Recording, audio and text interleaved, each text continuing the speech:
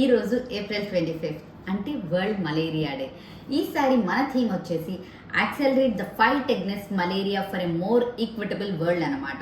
So main cause వచ్చేసి డిసీజ్ని from roots నుంచి eradicate చేయాలి అన్నది. సో నాకు ఈరోజు ఫస్ట్ టైం ఈ ఫ్యాక్ట్ తెలిసింది.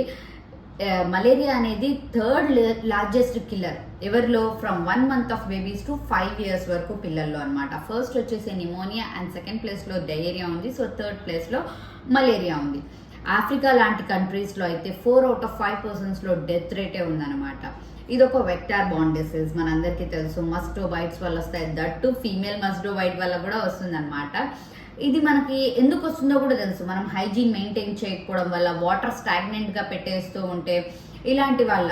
సో మన సేఫ్టీ మనమే చూసుకోవాలి, నీట్నెస్గా పెట్టుకోవాలి. పక్కన టైర్స్, చిన్న చిన్న గల్లీస్, మన వాటర్ ట్యాంక్స్, చిన్న చిన్న లోటాల్లో బయట అలాంటి చోట